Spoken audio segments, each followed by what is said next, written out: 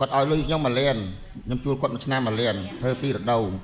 ដល់ឆ្នាំទី3ទី4ហ្នឹងមកម្ចាស់ដើមនេះទៅយកលុយថ្លៃជួលដីហ្នឹងទៅយកពីអ្នកណាយកពីក្មួយរបស់គាត់ដែលខ្ញុំជួលគាត់ហ្នឹងបាទពីដីហ្នឹងពីមុនបងអូនទិញពីអ្នកណាទិញពីឈ្មោះង៉ែតមិត្តបងអូនទិញពីដីពីឈ្មោះហ្នឹងបាទបងអូនទិញរួចហើយយ៉ាងម៉េចទៀតបងអូនជួលខ្ញុំឲ្យបងអូនថ្លៃខ្ញុំធ្វើមួយឆ្នាំបងអូនបានជួលទៅឲ្យបងអូនថ្លៃរបស់បងអូនអត់ជួលអូនឲ្យបងអូនថ្លៃធ្វើបាទឲ្យធ្វើបន្ទាប់មកទៀតអូនថ្លៃខ្ញុំធ្វើអត់បានក៏វាបកលឲ្យខ្ញុំវិញឲ្យបងវិញបកលឲ្យខ្ញុំវិញខ្ញុំដាក់ផ្លាកលក់បងដាក់ផ្លាកលក់ដាក់ផ្លាកលក់ស្រាប់តែពេលខ្ញុំដាក់ផ្លាកលក់រយៈពេល2ឆ្នាំដល់អញ្ចឹងខ្ញុំក៏ពិបាកខ្ញុំផ្សាយក៏អត់បានមកធ្វើព្រោះខ្ញុំចាស់នៅឆ្ងាយអញ្ចឹងខ្ញុំអុកក្មួយរបស់គាត់ចាស់នៅមុខតលដីហ្នឹងគាត់និយាយជាមួយខ្ញុំសុំថាឥឡូវពូខ្ញុំសុំជួលដីបងឯងធ្វើហ្មងទៅបងឯងនៅឆ្ងាយបងឯងក៏មិនបានមកដឹកដល់ដែរអញ្ចឹងខ្ញុំក៏សួរបងឯងយកប៉ុន្មានខ្ញុំថាខ្ញុំយកមកលៀងកន្លះក្នុងមួយឆ្នាំមករដូវធ្វើពីរដូវដល់អញ្ចឹងគាត់ថាយកតែមកលៀនបានហើយអញ្ចឹងខ្ញុំក៏ព្រមព្រៀងឲ្យគាត់ធ្វើបានមួយឆ្នាំគាត់ឲ្យលុយមកខ្ញុំគាត់វេលុយទៅឲ្យខ្ញុំដល់ឆ្នាំទី2គេចាប់ផ្ដើម2021ហ្នឹងគេធ្វើខ្នល់ស្រាប់តែមានមុខគាត់ចេញមករកដីហ្នឹងវិញគាត់ដកផ្លាកខ្ញុំចេញគាត់ដាក់ផ្លាករបស់គាត់ចូលលក់ដីហ្នឹងដែរដីបាទហើយអាថ្លៃដែលជួលហ្នឹងក៏អត់ឲ្យខ្ញុំតែឥឡូវនេះដីឈ្មោះពិតប្រកបអ្នកណាបាទដីរបស់ខ្ញុំទិញមានកណ្ដាស់ស្នាមចេញពីមេឃុំត្រឹមត្រូវឈ្មោះដីហ្នឹងឈ្មោះអ្នកណាឈ្មោះខ្ញុំឈ្មោះបងអូនអត់មានតាន់បានផ្ទេទេណាទេសិតហើយអស់ផ្ទេមកបងអូនអស់ហើយស្ដាប់ប៉ុនអត់មានទៅឈ្មោះអ្នកណាក្រៅពីបងអូនទេបាទប៉ុន្តែថ្ងៃនេះមកទៀមទីឲ្យបងជួយដោះស្រាយនេះតើយ៉ាងម៉េចខ្ញុំព្រោះថាការគាត់ឲ្យគាត់ដឹងខ្ញុំទៅតុលាការទៀតគាត់សុំដកដីប្រចាំគិតជាដីប្រចាំខ្ញុំថាបើដីប្រចាំមានកណ្ដាស់ប្រចាំបើដីដាក់លុយចងការមានកណ្ដាស់ចងការតែនេះអត់មានអីខ្ញុំទិញដីខ្ញុំទិញដាច់យើងមានលិខិតលក់ទិញបាទមានលិខិតទិញដាច់លិខិតទទួលលុយបាទមានគ្រប់សពបាទមានប៉ុន្តែខាងនេះគេថាយើងប្រចាំបាទបានមើលខាងនេះប្លង់កម្មសិទ្ធិមានទៀតកម្មសិទ្ធិមានទៀតមកខាងនេះយ៉ាងម៉េចមុនបងហេបងប្រុសបងសួរឯងវិញបងប្រុសមើលប្រាប់បងមើលតើអ្វីដែលបងប្រុសខាងនេះនិយាយតើវាយ៉ាងណាពិតទេណែការងារដំបូងខ្ញុំទិញជីគាត់មកធ្វើស្រែហ៎ទិញជីមកធ្វើស្រែដើមដំបូងទិញជីមកធ្វើស្រែបាទគាត់អ្នកលក់ជីបាទតទៀតហើយខ្ញុំទិញជីហ្នឹងវាគិតលុយទៅជាគិតលុយជា$3000ហើយលុយ$3000ហើយដល់ពេលខ្ញុំធ្វើស្រែនៅវាខាតទៅខ្ញុំក៏ចេញទៅរកស៊ីហើយដល់ពេលចេញរកស៊ីអញ្ចឹងគាត់ទៅហៅខ្ញុំមកវិញអញ្ចឹងទៅហើយខ្ញុំក៏ខ្វះលុយអញ្ចឹងក៏ហៅគាត់មកយកស្រែទៅខ្លាចខ្ញុំរត់ទៅរកស៊ីខ្លាចមិនសងអញ្ចឹងទៅខ្ញុំដាក់ស្រែខ្ញុំកល់ទុកអុយគាត់អញ្ចឹងទៅហើយក៏ខ្ញុំយកគាត់$5000ថែមទៀត$5000ថែមទៀតស្រាប់មួយបាទខ្ញុំចងការគាត់$5000ទៀតដល់$8000ក្រោយមកទៀតហើយខ្ញុំកល់ដីស្រែហ្នឹងខ្ញុំថាដាក់ប្រចាំទេដាក់កល់ទុកអញ្ចឹងខ្ញុំឲ្យគាត់នឿជឿចិត្តព្រោះខ្ញុំជពាក់គេច្រើនខ្ញុំជពាក់គេច្រើនណាស់មិនជពាក់តែម្នាក់ទេបងសួរឥឡូវបើសិនជាប្រចាំតើលិខិតក្នុងការងាររឿងក្តីនេះតើដីនេះបងអូនមានលិខិតដែលប្រចាំទេអត់លិខិតអត់ដាក់ប្រចាំគាត់ឲ្យដាក់ដាច់ឲ្យគាត់ហ្មងបើថាថ្ងៃណាមានលុយឲ្យមកលុះវិញស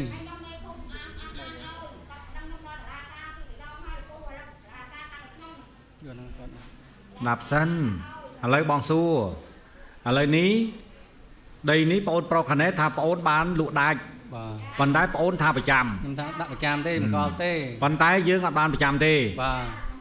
យើងតម្កល់ដីហ្នឹងស្ដាប់សិនឯងកុំនេះពេកមើលបងសួរយ៉ាងម៉េចឆ្លើយអញ្ចឹងបងអូនបានប្រចាំទេដីហ្នឹង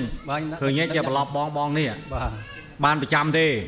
ណាបាទប៉ុន្តែហេតុអីក៏បងអូនខាងនេះមានលិខិតលក់ទិញគាត់ប្រាប់បងមើលគាត់ឲ្យមេឃុំដាក់ធ្វើអញ្ចឹងហ៎ឲ្យមេឃុំធ្វើអញ្ចឹងដាក់អញ្ចឹង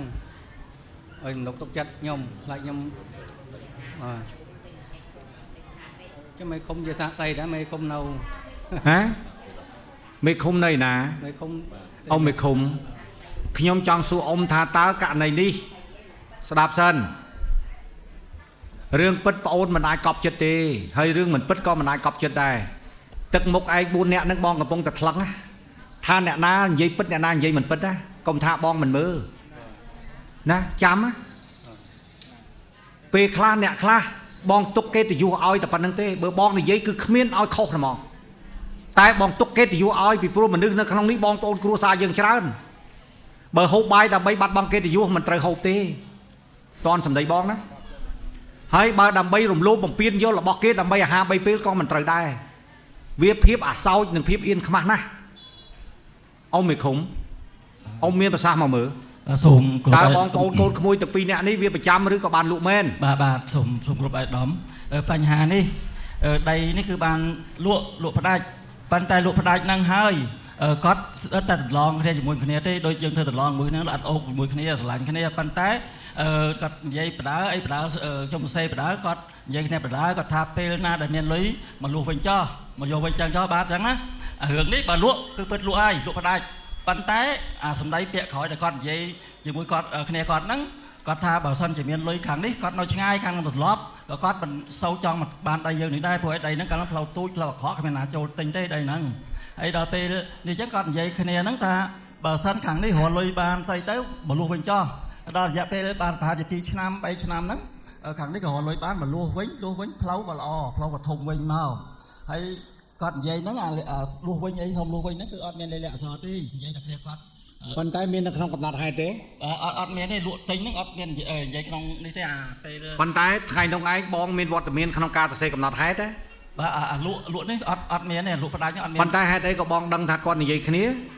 គាត់និយាយគ្នានិយាយក្នុងនឹងអស់លេងនេះសាកសីហ្នឹងគាត់នេះគ្នាគាត់ហ្នឹងបាននិយាយគ្នាអញ្ចឹងបាទប្អូនខាងនេះគឺក្មួយខាងនិយាយនេះហើយនិយាយខាងនេះគឺតឡងជាមួយម្នាក់នេះមើលឥឡូវយាយបាទមើលឥឡូវយាយមានប្រសាសន៍មកមើលតើប្អូនទាំងពីរហ្នឹងវាបានលាក់ឡើងគ្នារបៀបម៉េច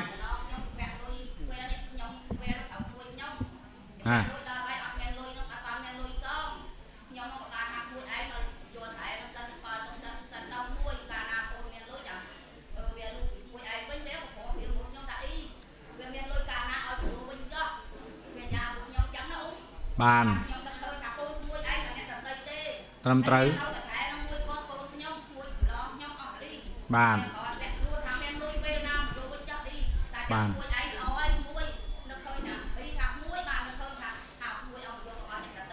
ឥ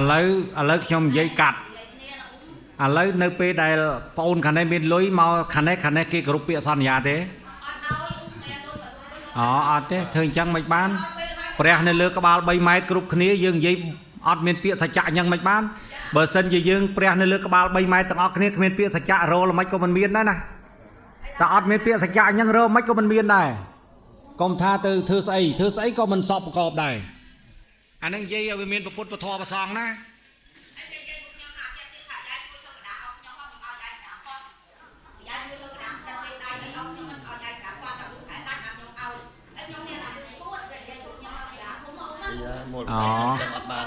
ឥឡូវបានឥឡូវសាក្រមតុលាការកាត់ទៅអ្នកណាអនុវត្តតាមសាក្រមតុលាការអាដាមប្អូនយល់ថាម៉េចឥឡូវសាកសីដែលបំភ្លឺគឺសាច់ឈាមគាត់តោះហ្នឹងអាដាមលោកទាវសាច់ឈាមរបស់គាត់ទេទុកចាស់សាច់ឈាមខាងគាត់បានធ្វើអាញាកដាលមុននឹងធ្វើការងារដីនេះអ៊ំខាងនេះក៏ត្រូវមីងខាងនេះត្រូវតឡងខាងនេះបាទសិតតែបងប្អូនស្រាប់សិនគាត់បានមានប្រសាសន៍ថាក្នុងការយកដីទៅតម្កល់យកលុយថ្ងៃណាមានគឺយកមកឲ្យបវលដីឲ្យទៅវិញប៉ុន្តែឥឡូវនៅពេលដែលគេមានលុយមកសុំដីវិញគាត់មិនឲ្យប៉ុន្តែដោយសារមានទស្សពិតរាជធរពីប្រព័ន្ធច្បាប់លោកបានអាកាត់ទៅឲ្យម្ចាស់ដីដើមហើយតាមរយៈសាលក្រម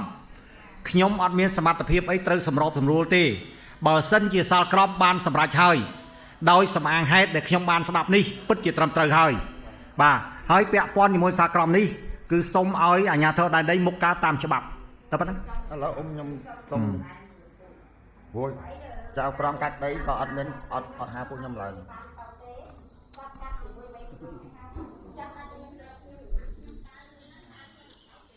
ឥឡូវបានចេះបងសុំណាបងសុំដាក់សន្យា1ឆ្នាំហើយដល់ពេលខ្ញុំចាំ1ឆ្នាំព្រោះ1ឆ្នាំដាក់ឡាក់លក់ពួកខ្ញុំចងការលុយប្រាក់គេមកទិញ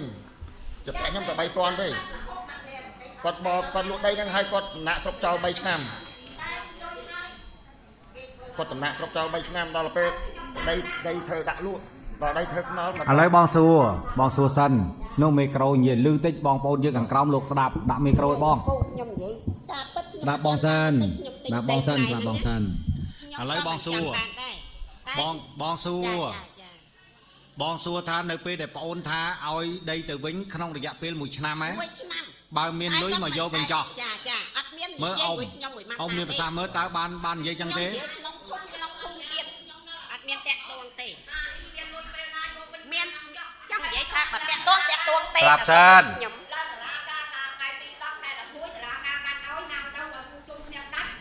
អត់មានហៅខ្ញុំទេប្រាប់សិនណែប្រាប់សិនមើល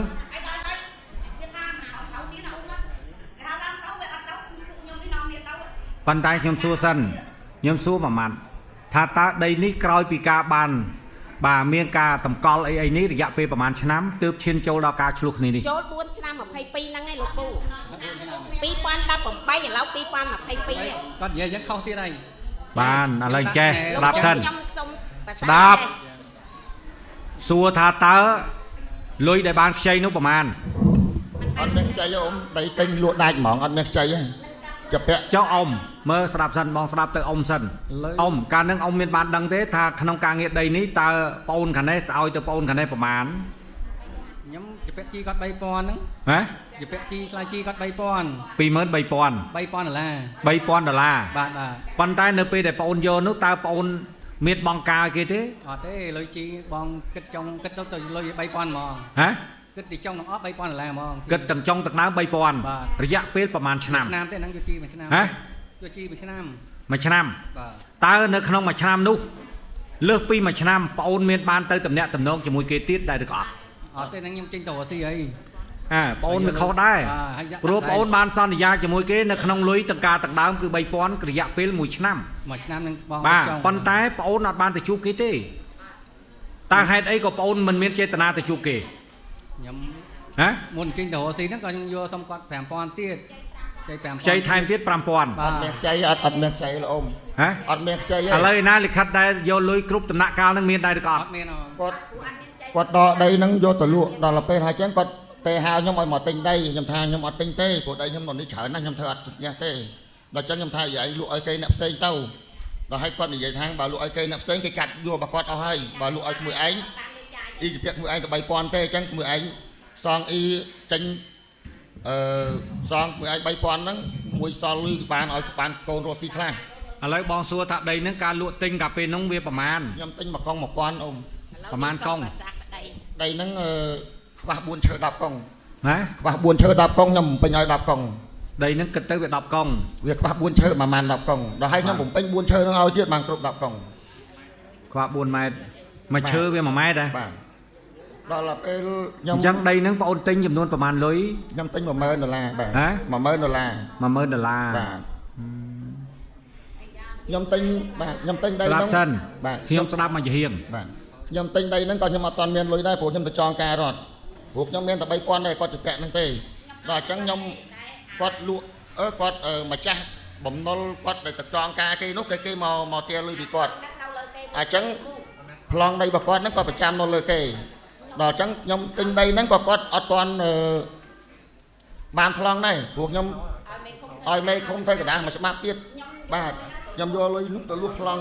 ង់បាទនឹងមានកដាស់ឯកសារមើលបងសួរឯងបាទឯងប្រញាប់ទៅណាបងស្ដាប់មួយសិនបានអីមើលធ្វើឲ្យវាមានរបៀបរៀបរយថ្លៃថ្នូរទាំងអស់គ្នាមើលបាទកុំដើម្បីតាហា3ពេលដូចប្រាចាកចេញពីគុណធម៌និងភាពថ្លៃថ្នូរអញ្ចឹងបងអង្គុយមើលមកព្រឹកឯនេះបាទព្រោះមើលឯងធ្វើឲ្យល្អប្រសើរបន្តិចមើលខ្ញុំបានទៅលុះប្លង់ហ្នឹងយកមកពីម្ចាស់បំណុលរបស់គាត់ប្អូនបានទៅលួសប្លង់ពីម្ចាស់បំណុលបាទមេឃុំគាត់និយាយគាត់ស្បៃហើយទៅលួសរួចហើយបានប្អូនផ្ទេរឈ្មោះហ្នឹងមកប្អូនបាទគាត់បានម្ចាស់ប្លង់ម្ចាស់បំណុលហ្នឹងគាត់ប្រកល់ប្លង់ហ្នឹងឲ្យខ្ញុំបាទម្ចាស់បំណុលហ្នឹងបានឲ្យហើយមានលិលាអក្សរពីមេឃុំដែរមេឃុំដែរបាទមានទាំងអស់បានឯកសារខ្ញុំមានទាំងអស់ឯងពីរនាក់នេះបងគិតថាដោយសារតែភាពមិនត្រង់នឹងគ្នាភាពមិនត្រង់នឹងគ្នាបងឆ្ងល់ណាស់វៃបងសួរឯងពីម៉ាត់មើលវៃពីរនាក់ឯងប្រកាសជាមានមួយនិយាយមិនត្រង់នឹងបងតើដើម្បីអាហារ3ពេលយើងធ្វើអញ្ចឹងហ៎ មើលប្រាប់បងម៉ាត់មើល បាទលោកអ៊ំញយព្រោះ ដើម្បីអាហារ3ពេលយើងហ៊ានធ្វើអញ្ចឹងហីយ៉ាងម៉េច ខ្ញុំជម្រាបលោកអ៊ំមួយម៉ាត់ទៀតថាកាលពីគាត់លក់ដីខ្ញុំគាត់ថាដីប្រចាំដល់ពេលគាត់យកលុយខ្ញុំបានពីខ្ញុំទៅគាត់ថាខ្ញុំដាក់លុយស៊ីចុងអញ្ចឹង តើពេលនោះតើទាំងពីរអ្នកប្តីប្រពន្ធឬក៏យ៉ាងណាបងប្រុសបងស្រីកណេះទាំងពីរអ្នកទៅជួបឬក៏យ៉ាងណា ដីទិញនៅផ្ទះមេឃុំនឹងហ្មងអ៊ំ ណា ទិញនៅផ្ទះមេឃុំនឹងហ្មង ទិញនៅផ្ទះមេឃុំហ្នឹងមានទាំងពីរអ្នកប្តីប្រពន្ធទៅទេ មានសាកសីទៀតបាទ ចឹង បាទមានទាំងសាក ចុះបងអូនមានបាននិយាយទេពាក្យថានៅពេលដែលគេមានលទ្ធភាពផ្ដាល់ដីនឹងឲ្យគេវិញ ខ្ញុំបកលសិទ្ធមួយឆ្នាំមកឲ្យអ៊ំខ្ញុំអត់មាននិយាយរហ័សឲ្យខ្ញុំបកលសិទ្ធមួយឆ្នាំដល់ពេល ឲ្យមួយឆ្នាំទុកពេលឲ្យមួយឆ្នាំ ពេលមួយឆ្នាំ ផុតពីមួយឆ្នាំហ្នឹងទៅបាន យើ យើង ឆ្នាំទី2បានខ្ញុំធ្វើបាន ឥឡូវបងហួបងឥឡូវបងគិតអញ្ចេះឥឡូវគិតថាក្រោយពីបានហួសពេលមួយឆ្នាំហ្នឹងមកដល់ពេលនេះតើវាហួសប្រហែលឆ្នាំ វាឡើង3ឆ្នាំទៀតហើយអ៊ំ 3ឆ្នាំឥឡូវដីហ្នឹងវាការបងអូនទិញ 10000 ឥឡូវដីហ្នឹងវាស្មើប្រហែលហើយដីមហាត់ហ្នឹងមានធំ បាទដីវាខុសតម្លៃពីមុនអ៊ំ ឥឡូវវាខុសប្រហែល វាក្រៅដែរមិនមែនដីពីមុនវាតម្លៃ1000ខ្ញុំទិញថ្លៃហ៎ព្រោះដីទិញ ឥឡូវហ្នឹងវាប្រហែលឥឡូវកុំនិយាយមកឈើម្ដង បាទវាជាង100,000ណាដីហ្នឹង ដីជាង 100,000 បាទព្រោះខ្នល់ធំធ្វើហើយ ឥឡូវបងសួរថាដីហ្នឹងកន្លងមកបងអូនទិញ 10000 ណា បាទ 10000បងអូនប្រុសខាងនេះយកលុយពីបងអូន 10000 បាទ ចុះបើជាកំណត់បងចេះបានទេទុកមុខគ្នាជាតឡងដងស្នែងដដែលទៅ អត់មានប្រឡងហ៎អ៊ំ ឥឡូវចេះស្ដាប់បើមិនតឡងទេក៏ហីទៅចោះប៉ុន្តែទុករឿងល្អជាមួយគ្នាស្ដាប់បងណាបងឲ្យបងអូនធ្វើអញ្ចេះចោះឲ្យយកលុយ 10000 នេះគិតជាការប្រាក់សរុបរយៈពេល4ឆ្នាំតើវាស្មើប្រមាណតោះនេះការប្រាក់4ឆ្នាំនេះបូកជាមួយនឹងថ្លៃដើមតើវាអស់ប្រមាណរួចបងអូនយកដីនេះទៅលក់រួចដកលុយដែលថ្លៃដើមហើយនឹងថ្លៃការបងអូនចេញគិតថាបងអូនជាអ្នកយកលុយទៅទិញដីនេះអញ្ចឹងបងឲ្យបងអូន 60% ឲ្យបងអូនខាងនេះ 40% នៃលុយសល់តើបងអូនយល់យ៉ាងណាណែល្អណាស់ណាលោកយាយលោកតាខ្ញុំគិតអញ្ចឹងត្រូវអត់ត្រូវទេបើត្រូវផ្ទះដៃមួយយប់បន្តិចទៀតខ្ញុំអត់សួរក៏ផ្ទះដៃដែរចាំមើលជឿខ្ញុំ ឥឡូវនេះ ខ្ញុំសុំពូសុំសួរតែដីបានតែ2ឆ្នាំទេខ្ញុំឆ្នាំ2000ខែ5ខ្ញុំមកសុំមកលក់ហ្មង ឥឡូវអញ្ចេះបងប្រាប់ណាឥឡូវបងសុំអញ្ចេះចោះណាបងសុំឲ្យស្ដាប់ទាំងអស់គ្នាណាបងមិនដឹងថាដីនេះប្រហែលឆ្នាំទេប៉ុន្តែលិខិតលក់ទិញនៅលិខិតដែលបងអូនទទួលលុយគឺមានតោះនេះ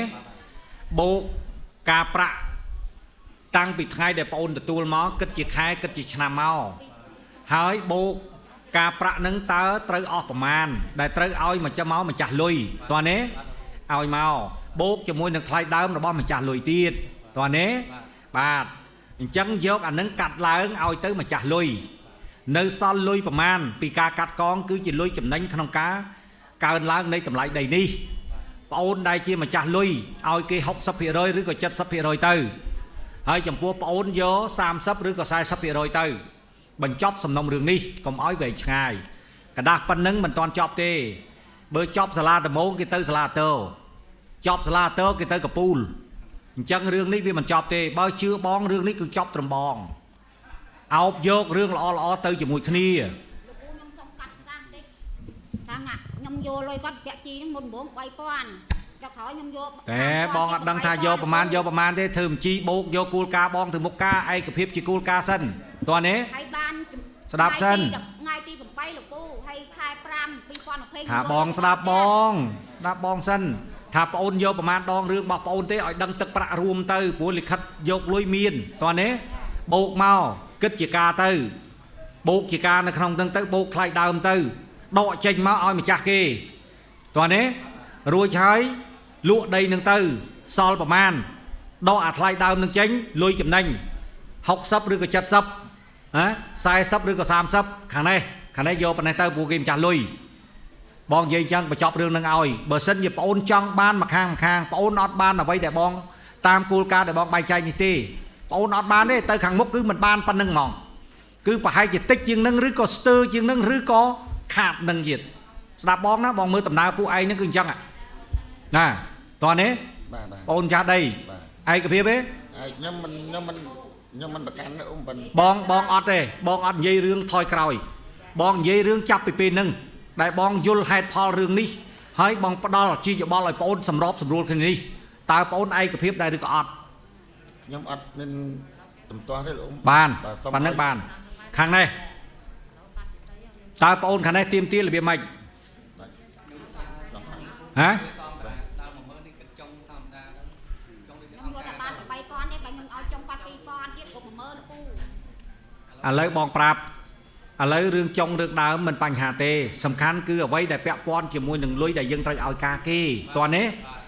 បើការបងអូន2000បងអូនដក2000ហ្នឹងតើវានៅក្នុងរយៈពេលប្រហែលកាត់ការហ្នឹងឲ្យបងអូនវិញ ចុះគាត់យកចុងការខ្ញុំ1ឆ្នាំ1លានហើយលោកពូ មានមិនដែរបានទេ ឆ្នាំ1លានអត់មានលួច2ឆ្នាំទៅហើយលោកពូ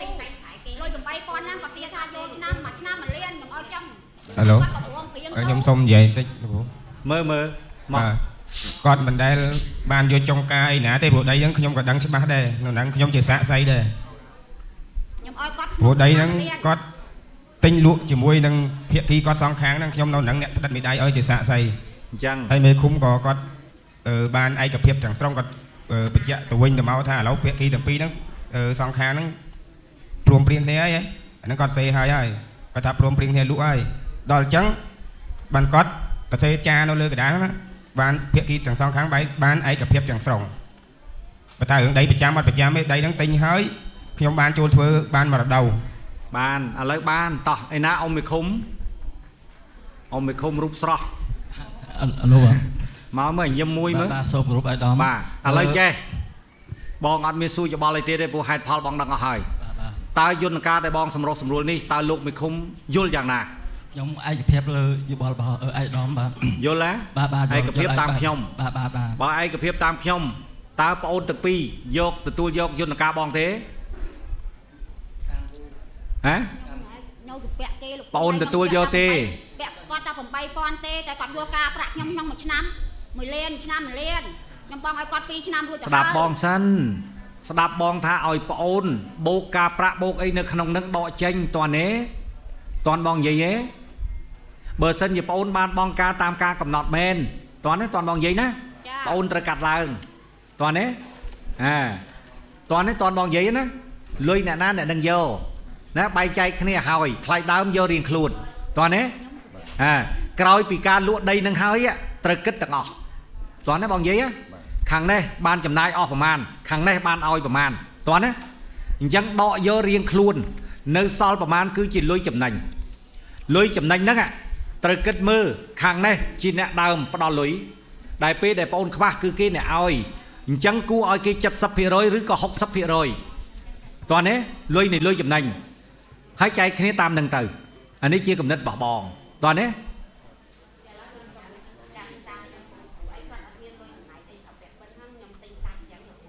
ចុះគេបងការប្រាក់នោះ អត់មានបង បងមានអីទេលោកខ្ញុំយកបាយដាក់ផ្សេងកាត់ខ្មែរនិយាយមានថ្ងៃចង់ទទួលនេះខ្ញុំហ៊ាន អញ្ចឹងឥឡូវបងសួរសិនណាអញ្ចឹងបងគិតថាឥឡូវអញ្ចេះចោះបងចង់បញ្ចប់រឿងឲ្យណាបងគិតថាឥឡូវបងអូនបោកលុយដែលបងអូនបានទទួលពីខាងនេះដែលបោយទៅខាងនេះចំនួនប្រមាណ 10000 ដាច់ស្អាប់បានឥឡូវបងសុំបើ 10000 ដាច់បងអូនឲ្យទៅខាងនេះស្ដាប់ណា និយាយចប់ឲ្យនៅបើនិយាយចប់ហើយបានបងនិយាយត 10000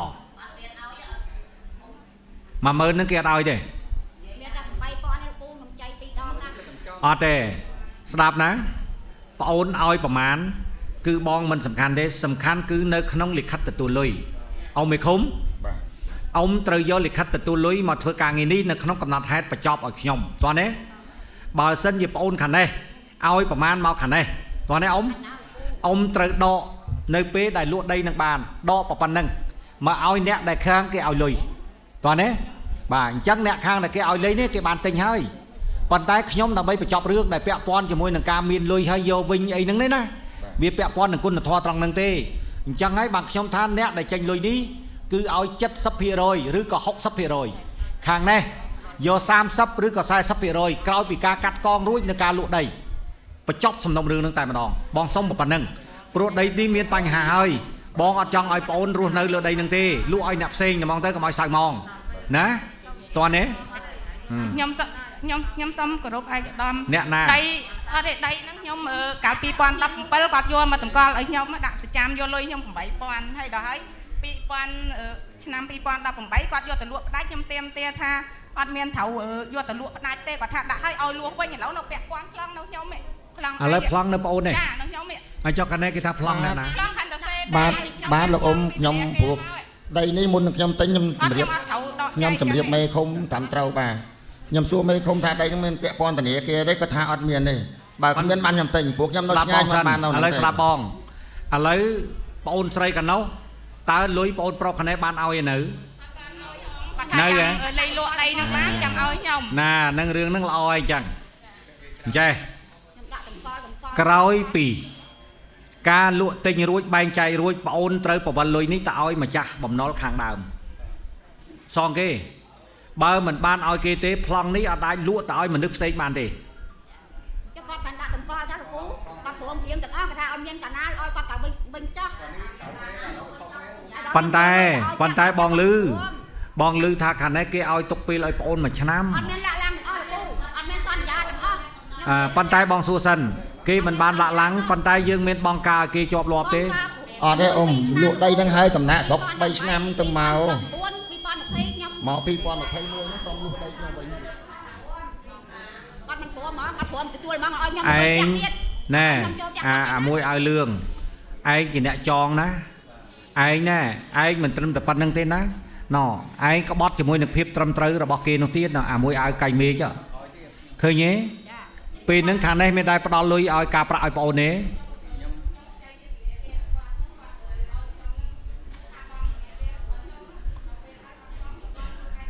ឃើញទេ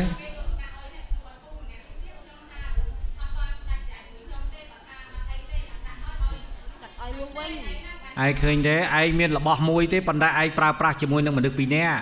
តើភាពត្រឹមត្រូវនៅត្រង់ណាបងសួរណាតើភាពត្រឹមត្រូវរបស់ឯងនៅត្រង់ណាឥឡូវបងបញ្ចប់រឿងនេះវាមាន3ភាគីហើយអ៊ំមេឃុំរឿងនេះកូនក្មួយយើងបញ្ចប់ឲ្យទៅបើមិនចឹងទេរឿងនេះដាច់ខោដាច់អាវអស់ហើយវា3ភាគីណាឥឡូវអញ្ចេះចោះបងមើលទៅរឿងនេះឯង តលតែមានការដោះឲ្យចប់ណាដោះឲ្យចប់ឥឡូវអ៊ំមេឃុំអ៊ំគិតរបៀបម៉េចបើយន្តការខ្ញុំដាក់ចុះអញ្ចឹងតើអ្នកណាឥឡូវជួយថ្លឹងគ្នាតើអ្នកណាមានសិទ្ធិច្រើនជាងគេដែលជាម្ចាស់ដីនេះពិតប្រាកដមីក្រូ ខាងពលវឿនមានសិទ្ធិជាងគេពួកអីខាងនេះដាក់ដីដាក់លុយនឹងយកដីហ្នឹងគឺអត់មានទៅលើដីទេថាដាក់លុយនេះបើសិនជាអត់មានលុយយកជាអត្រាយកជាសិនច្រូតជាឡានអីទេហើយបើនេះគេយកឲ្យលុយគេយកប្លង់យកដីខាងរឿងនេះបើមែនតែនទៅវាប្រចាំ2ដីមួយកន្លែងប្រចាំ2នាក់មែនទេណាបងបាទនេះអាយដាម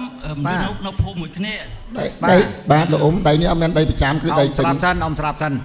អូនបងអូនត្រូវដឹងប៉ុន្តែបងអូនខាងនេះណារូបភាពដែលអ៊ំមើលទៅវាអញ្ចឹងប៉ុន្តែខាងនេះអត់ត្រឹមត្រូវទេអត់ត្រឹមត្រូវជាមួយអ្នកនោះតោះនេះអត់ត្រឹមត្រូវមួយគេបងអូនមួយបងអូនប្រចាំបងអូនមួយបងអូនយកមកលក់បងអូនជាអ្នកចងណាឯងចាំឯងចងណាតែបើខាងនេះគេប្រកាន់ចំហថាឯងលក់មែនណាប៉ុន្តែខាងនោះឯងទៅប្រចាំគេបានក្តីថាឯងពីបត់ឆោបោកណាចាំណាខាងនោះខាងក្រោយ បងប្អូនអាយហើយមេឃុំគាត់អះអាងខ្ញុំដែរគាត់ថាអូនអាយឡាយដល់ណាក៏បងតាមដោះស្រាយយ៉ាងដែរបើដាក់ឲ្យលុយវិញខ្លួនឯងក៏តាមប្រាក់ហើយឡងចាំមិនមានទាំងអស់ខ្ញុំប្រាប់ចាំមិនមានយ៉ាងចាក់ឥឡូវចេះស្ដាប់អ៊ំស្ដាប់វិញណាស្ដាប់វិញបងមើលទៅការងារនេះវិញចេះបើសិនជាប្អូនខាងនេះមានការលួងលោមដូចនេះណែបើប្អូនខាងនេះមានការលួងលោមដូចនេះមែនប្អូនខាងនេះវាត្រូវថយកំហុសបន្តិចដោយខាងនេះមានការលួងលោមបាទអញ្ចឹងឥឡូវបងសរុបមកវិញបងគិតថាអញ្ចេះអ៊ំមេឃុំខ្ញុំគិតថាដើម្បីបញ្ចប់សំណុំរឿងនេះណាឥឡូវប្លង់ហ្នឹងប្លង់រឹងហ៎ ឡងតន់អ៊ំអត់មានប្លង់លោកគ្រូ អ្នកខ្លងហ្នឹង បាទ មេឃុំអត់ដាក់ធ្វើអញ្ចឹងខ្ញុំធ្វើតាមគាត់ទៅព្រោះគាត់កញ្ញាធัวមេឃុំទៅហើយ ឯងកុំចិត្តទៅបន្ទោសគាត់ពួកឯងនាំគ្នាមានកំណត់បោកគ្នាចិត្តទៅបន្ទោសមេឃុំ គាត់ទឿនខ្ញុំរហូត តើបានស្ដាប់បងឥឡូវចេះអ៊ំមេឃុំដីនឹងខ្ញុំគិតថាឲ្យនាំគ្នាសម្រុះសម្រួលគ្នាឲ្យលក់ទៅឲ្យមនុស្សទី3ទៅលក់រួចហើយជាពាក់អ្នកណារបៀបម៉េចត្រូវបែងចែកឥឡូវបើប្អូនខាងនេះកុំឲ្យមានបញ្ហាតទៅទៀតដោយថាប្អូនខាងនេះវាមានបន្ទុកខ្លាំងមកវាដែរប្អូនយកទៅត្រឹមតែ50ឬក៏55បានហើយ50ឬក៏55% ចោះក្រោយពីកាត់ 10000 មកប្អូនហើយណាកាត់ 10000 ហើយប្អូនយកចេញមកបាទហ៎ ខ្ញុំបងចង់ការឲ្យរហូតអត់ទេខ្ញុំមិនដែរយកមក ឥឡូវបានឥឡូវអញ្ចេះឥឡូវរយៈពេល4ឆ្នាំនេះតើប្អូនយកចង់ការពីគ្នាប្រមាណបងចង់ដឹងហ៎ទាំងការទាំងដើមស្មើ 20000 ដីនឹងប្រហែលប្រមាណអ៊ំមេឃុំ ដីហ្នឹងឥឡូវថ្លៃដែរឲ្យដល់ប៉ុន្តែដីនៅឃុំខ្ញុំហ្នឹងអត់មានតម្លៃអីប្រហែលទេបើជាដីហ្នឹងបើសិនជាលក់បានប្រហែលជា 30000 អី 30000 ជាង1ហិកតាហ្នឹង1ហិកតា30 ឥឡូវបើ 30000 40000 ហ្នឹងវាអាចយកមកបញ្ចប់បញ្ហានឹងបានណាវាអាចបញ្ចប់បានតោះនេះឥឡូវប្អូនខាងនេះយើងធ្លាប់ស្គាល់គ្នាប្អូនកុំយកច្រើនពេកអីណាបងមិត្តទៅសិតតែមានការពាក់ព័ន្ធគ្នាទាំងអស់អ៊ំមេឃុំ បាទ ឥឡូវអ៊ំអាចថ្លឹងថ្លែងឥឡូវបងស្រីកណែឯងអាចយកទាំងការទាំងដើមប្រមាណកុំយករហូតដល់ប៉ុណ្្នឹងអីបងគិតថាដូចច្រើនណាស់ណាបងយកច្រើនណាស់ព្រោះបងក៏មានពាក្យខ្លះដែលពាក់ព័ន្ធធ្វើគេមានជំនឿដែរណា ខ្ញុំសូមជម្រាបលោកពូថាតែខ្ញុំសូមឈរលក់ដៃហ្នឹង ហ៎ ខ្ញុំសូមឈរលក់លោកពូ បងអ្នកឈរលក់ហ៎បានបងអ្នកឈរលក់នៅពេលដែលបកគលលុយនឹងការទិញក៏បងត្រូវប្រាប់គេឲ្យដឹងទាំងអស់គ្នាដែរ ដឹងទាំងអស់ដឹងឡើងទាំងលោកពូទៀត ហេមិនឲ្យពូដឹងទេពូមិនដឹងទេដឹងតែមេឃុំណា ចា ឥឡូវអញ្ចឹងចោះប៉ុន្តែឥឡូវបងចុះឲ្យអស់ការប្រាក់នឹងទៅត្រឹម 15000 បានទេទាំងដើមទាំងការ ដូចគាត់និយាយថាឲ្យកាក់ការខ្ញុំមិនបានចង់ការទេព្រោះខ្ញុំទិញដាច់ បងយល់ឥឡូវចេះ ដឹងជាសាក់សៃគាត់ ឥឡូវចេះស្ដាប់បងណាបងស្ដាប់សិនបងក៏មានពាក្យឮនៅការរៀបរាប់របស់បងប្អូនយើងដែលបាននៅក្នុងរឿងនេះដឹងដែរដឹងនៅក្នុងរឿងនេះដែរតោះនេះ ចា អញ្ចឹងបាទបងគិតថាឥឡូវបងយកទាំងការទាំងដើមត្រឹម 15000 ទៅរួចហើយដក 15000 ចេញបងយក 55% ទៅនៅលុយដែលនៅសល់ប្រមាណបវលមកឲ្យបងខាងនេះដើម្បីមានលទ្ធភាពសងអានោះផងហើយយើងចប់ទៅរឿងហ្នឹង ចៅហើយយើងមានសិទ្ធចូលមួយ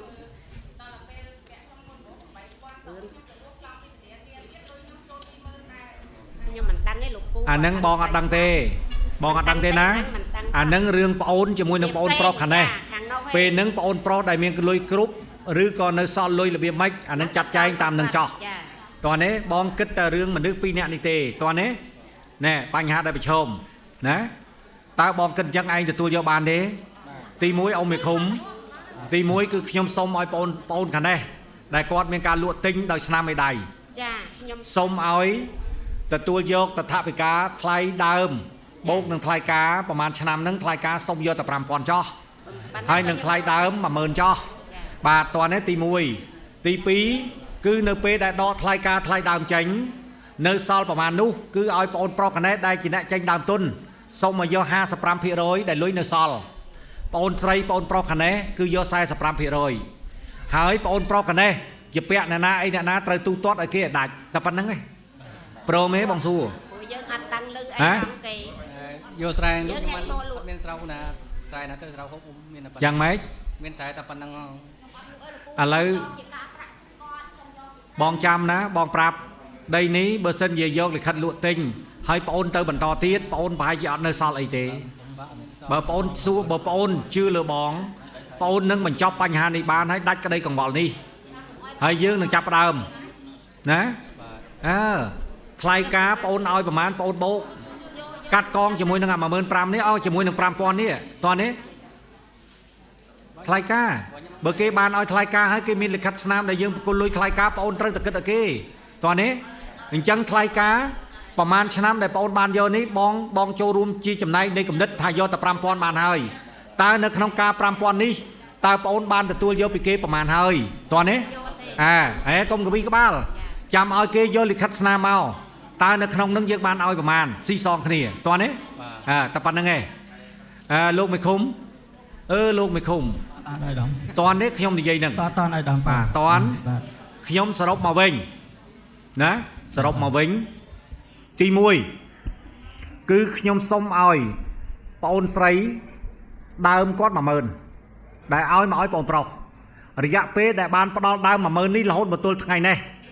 គឺខ្ញុំសុំឲ្យយកការត្រឹមតែ 5000 ទេបើខ្ញុំគិតទៅណាបាទប៉ុន្តែត្រូវគិតថ្លៃការនេះតើខាងនេះគេឲ្យប្រមាណហើយបើបានឲ្យប្រមាណហើយមានលិខិតស្នាមត្រូវដកអា 5000 ហ្នឹងថ្លៃការឲ្យគេវិញអត់មានទេមានមិនមានស្ដាប់បងសិនតោះនេះអ៊ំមេឃុំអ៊ំត្រូវធ្វើតាមខ្ញុំទី1ទី2ណែបងនិយាយអត់ស្ដាប់ទេណាប្រយ័ត្នសួរបងម្ដងទៀតបងអត់មាននិយាយទេទី2ក្រោយពីការកាត់កងស្រស់ស្រួលគ្នានេះហើយដីនេះត្រូវលក់តោះនេះការលក់ដូរនេះត្រូវដឹងទាំងអស់គ្នារវាងប្អូនខាងនេះនិងប្អូនខាងនេះតម្លៃប្រមាណដកថ្លៃដើមចេញសល់ប្រមាណគឺត្រូវចែកគ្នាប្អូនប្រុសខាងនេះ 55% ប្អូនប្រុសខាងនេះ 45% តើក្រោយពីការចែករួចប្អូនស្រីខាងនោះដែលប្អូនប្រុសខាងនេះបានជាពាក់វគ្គវិនត្រូវយកទៅសងគេយកប្លង់នឹងផ្ទេផ្ទួលឲ្យអ្នកលក់ពិតប្រាកដយកប្លង់ទាំងពីរហ្នឹងតោះនេះខាងនេះមានប្លង់មួយខាងនេះមានប្លង់មួយតោះនេះដើម្បីយកទៅបញ្ចប់ប្លង់ហ្នឹងណាឯងមានដីមួយកន្លែងលក់2នាក់ហ្នឹងឯងមានរឿងហើយតោះបងនិយាយអត់មាននិយាយលេងទេណាច្បាប់អត់មានថាយើងទៅបោកគេយើងរួចខ្លួនទេកុំច្រឡំតោះនេះតោះបងនិយាយទូទាត់រួចប្អូនខាងនោះ7ប្លង់ប្អូនខាងនេះ7ប្លង់ធ្វើប្លង់រួមមួយបកគលទៅឲ្យគេឲ្យប្លង់ហ្នឹងមេឃុំគេចាត់ចែងចោលតោះនេះបានឥឡូវខ្ញុំសូមនំពលពូតិចថាស្រែហ្នឹងខ្ញុំចង់ទុកធ្វើជាស្រោហូបយ៉ាងបើសិនជាឯងចង់ធ្វើឯងចង់បានទិញតម្លៃទីផ្សារដែលគេបានទិញហ្នឹងទៅ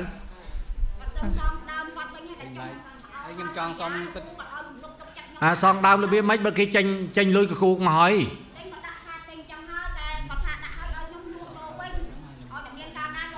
មែនទេឯងមិនទៅលួសនៅពេលដែលដីមិនទាន់ឡើងថ្លៃឥឡូវដីឡើងថ្លៃបែរជាឯងចង់បានអានឹងវាចូលអញ្ចឹងហ្នឹងដីមិនទាន់ឡើងថ្លៃឯងអត់ទៅលួសពីគេទេឥឡូវដល់ពេលដីឡើងថ្លៃគេអាចលក់ទៅបានចំណេញបែរជាឯងចង់បវលដើមមកគេវិញគាត់ក៏អញ្ចឹងដែរគាត់ដីឡើងថ្លៃគាត់អត់ឲ្យលួសគាត់ដីថោកឲ្យលួសហើយខ្ញុំមានលុយទៅរកឯងបងអត់សូវជឿប្រហែលទេព្រោះបងអូនខាងក្រោយនោះឯងធ្លាប់និយាយមួយគេមិនពិតម្ដងអញ្ចឹងមកមនុស្សនេះក៏បងគិតថាឯងនិយាយនឹងមិនពិតដែរបងនេះមកអត់អីទេបានឥឡូវបងសួរស្ដាប់សិនឥឡូវស្ដាប់ណា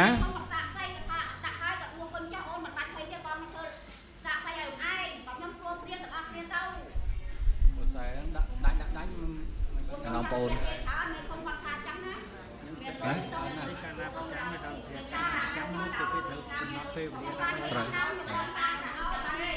ឥឡូវបងសួរដំណោះស្រាយរបស់បងទទួលយកបានទេបើទទួលយកបានទទួលបើមិនទទួលយកបានទេបងអត់ដោះឲ្យទេយកបានអស់ស្រែធ្វើស្រោហូបហ៎វាអស់ស្រែលេងមានស្រែតែមួយហ្នឹងអាហ្នឹងយើងអ្នកចងហ្នឹងហើយមានអ្នកណាទៅធ្វើម៉េចឥឡូវខ្ញុំ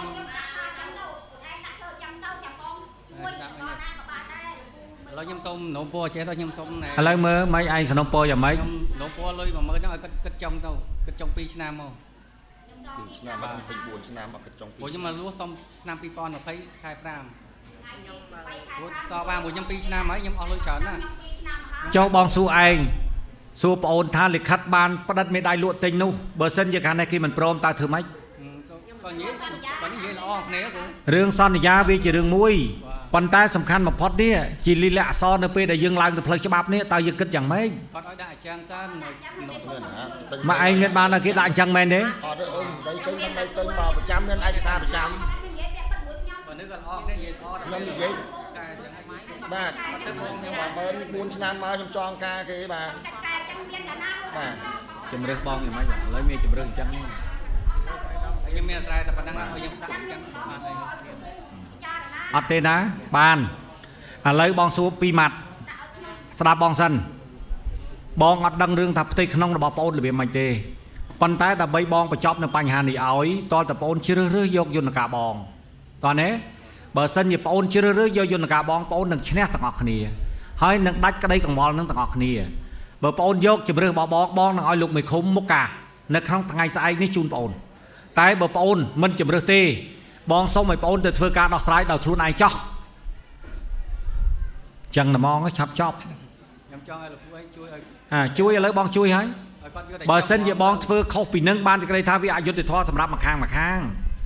ណោះអានោះក៏វាអយុត្តិធម៌ដែរ គាត់បានគាត់ជួយខ្ញុំហ្នឹង តលុយគាត់តែគាត់និយាយឲ្យខ្ញុំជាទំនុកទុកចិត្តដល់ឲ្យខ្ញុំដាក់ជាទំនុកជាជួយលុយ ឥឡូវខ្ញុំ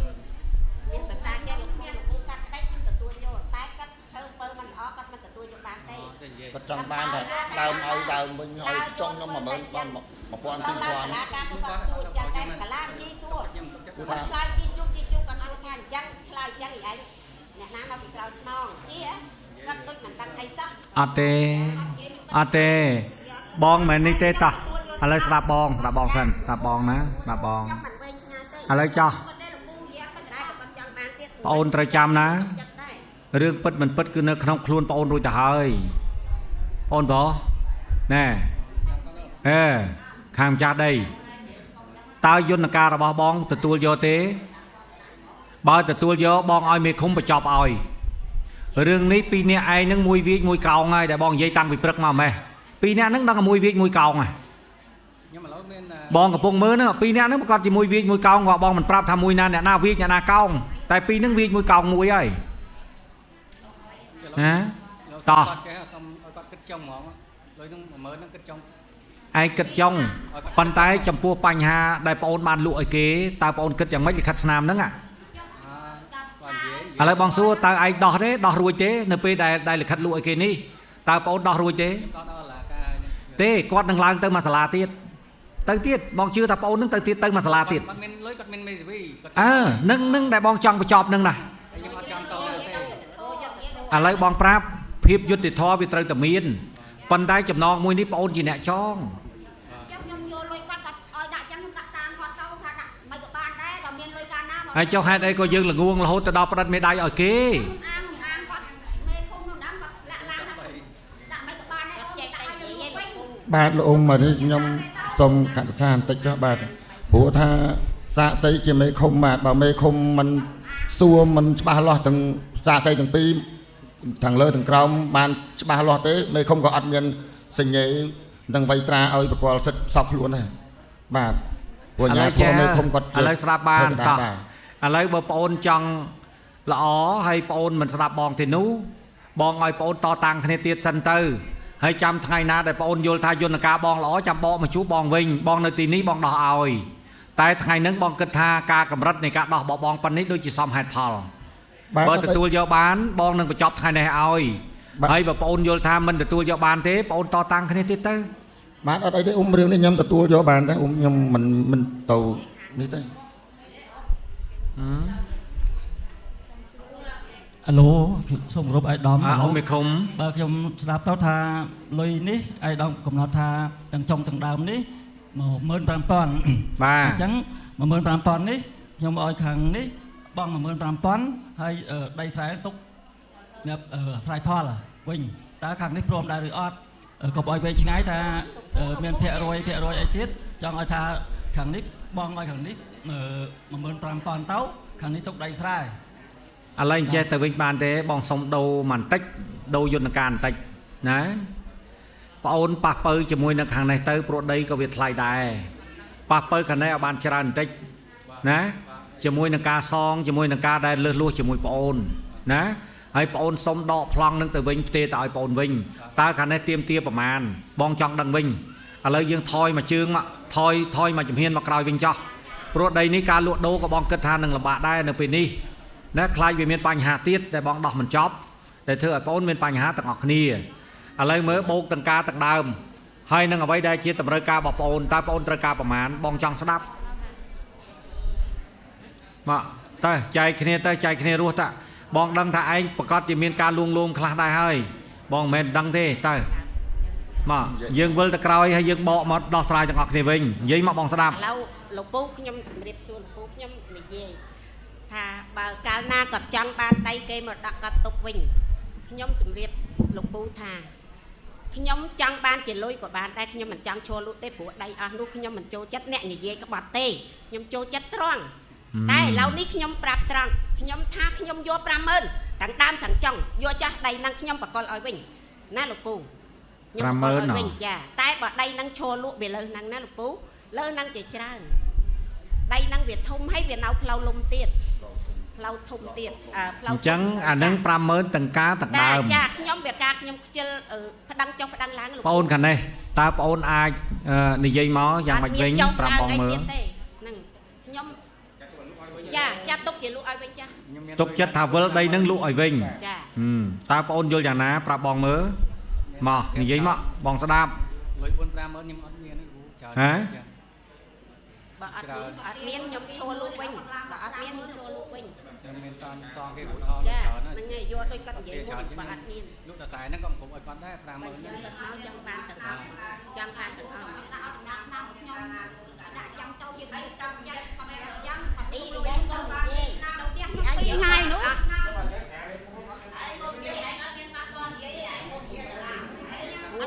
ខ្ញុំមិនជាសាក់ស្អីទេកុំថាអត់មានលាក់ឡាងអីទាំងអស់ស្ដាប់សិនហើយមេឃុំក៏នៅរស់តាលពូគាត់ឲ្យខ្ញុំធ្វើអញ្ចឹងដាក់ចឹងទៅមុខអាញាធរភូភុំគាត់ឲ្យលួងខ្ញុំដាក់ទៅផ្ទះខ្ញុំ2ថ្ងៃតាលពូបានខ្ញុំព្រមព្រៀងដាក់ដីនឹងប្រហែលជាអ៊ំមេឃុំដីនឹងប្រហែលជា1ម៉ែត្រប្រមាណ1ការ៉េប្រមាណអ៊ំដីនឹងបើលក់50000លក់បានទេឲ្យដំហ៎លក់បានទេ50000ដីទៅខុបខ្ញុំបើសិនជាដីនឹងលក់មិនបាន 50000 បងអូនទើគេ 50000 បងអូនដូចជាយកប្រៀបលើគ្នាហើយខ្ញុំឈរលក់លើសពីហ្នឹងលោកពូខ្ញុំមិនចង់ឲ្យពាក់ឥឡូវចេះវិញឥឡូវបើសិនជាគាត់និយាយអញ្ចឹងបងអូនត្រូវយកវិញប្រមាណយកពីគាត់វិញប្រមាណបងណាយកពីនឹងវិញយកប្រមាណយកអត់យកពូមានតែប៉ុណ្ណឹងតត់ជំរឿអត់មានទេណាជំរឿអត់មានទេឥឡូវដីនេះបានលក់ឲ្យគេហើយតែជាយន្តការរបស់បងទេឥឡូវនេះបើបងអូនចង់យកវិញគឺបងអូនត្រូវឲ្យគេ 50000 តែឥឡូវនេះដើម្បីកាត់ចំនួននេះតទៅទៀតដើម្បីបងអូនមានលទ្ធភាពឲ្យតែនោះដើម្បីយកប្លង់ពីអនុបញ្ចប់តើបងអូនទៀមទាពីនេះវិញចំនួនប្រមាណវិញលោកពូខ្ញុំសុំតែសងលុយគាត់ព្រោះលិខិតមានតែមួយក្លាក់គាត់អត់មានលិខិតទេសិនអីទាំងអស់នេះមេភូមិក៏អត់ដឹងឮឯងខូយ៉ាឯងខូយ៉ាឯងយកទៅលក់ដីមួយកន្លែងលក់2នាក់ណាឯងកុំភ្លេចណាគេប្តឹងផ្អោបគ្នារត់ជន់គ្នាហើយខ្ញុំនិយាយមួយគាត់ល្អមួយគ្នាតាលោកពូវាមិនតាន់ដល់ថ្ងៃទេជឿបងទៅតែដល់ថ្ងៃនឹងរត់ជន់គ្នាហើយ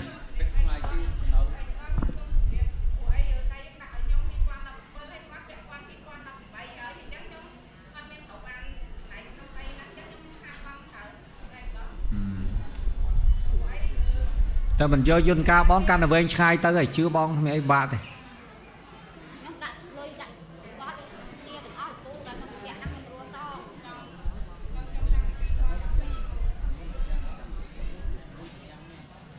គាត់ទៀមទៀតអ្នកនេះទៀមទៀតបានទេវិញឆ្ងល់ខ្ញុំឆ្ងល់មេឃុំទៀតហេតុអីបាទខ្ញុំសួរថាអត់មានឲ្យបច្ច័យធ្វើបានអញ្ចឹងហេតុអីបាទធ្វើឲ្យខ្ញុំបើកាលណាមានណាខ្ញុំមិនទិញសោះហ្មងខ្ញុំសុកចិត្តឲ្យគាត់សងខ្ញុំលុយហ្នឹងហើយដល់ទៅហើយថាអត់មានសោះខ្ញុំសុកចិត្តសងឲ្យខ្ញុំយកលុយទៅលួសឡង់តោះបានហើយបងអត់មានត្រូវបញ្ចប់ជាមួយពួកឯងតទៀតទេបើពួកឯងលោភលន់រៀងខ្លួនអញ្ចឹងមានអុសក្បិតអុសបថៅរៀងខ្លួនតទៀតទៅបងសម្របសម្រួលតែបងប្អូនណាដែលស្ដាប់បងទេហើយយល់ខុសយល់ត្រូវទេកុំលោភលន់ណាកុំលោភលន់ត្រូវចែកគ្នារស់អានឹងបងពេញចិត្តតែបើពួកឯងធ្វើអញ្ចឹងគឺបងអត់ទេណាបងនិយាយហើយបងអត់មានទេបាទចាលោកខ្ញុំអត់មានទំទាស់រឿងហ្នឹងណាប៉ុន្តែមកពីភក្តិខាងនោះព្រោះខ្ញុំទទួលព្រមយកតាខ្ញុំទទួលព្រមយកតាមសំណើរបស់លោកទៅឯងត្រូវសន្ទូលយកសំណើតាមអ៊ំប៉ុន្តែភក្តិខាងនោះក៏អត់ព្រមចុះបើដីនឹងលក់មិនបាន 50000 បងអូនទៅធ្វើមិនកើតអូនធ្វើអញ្ចឹងដូចអាកគ្នាហើយបើសិនជាបងអូនលក់ទៅបានត្រឹមតម្លៃប៉ុណ្ណឹងលក់បានតម្លៃតែប៉ុណ្ណឹងតើគ្នាបានអីរស់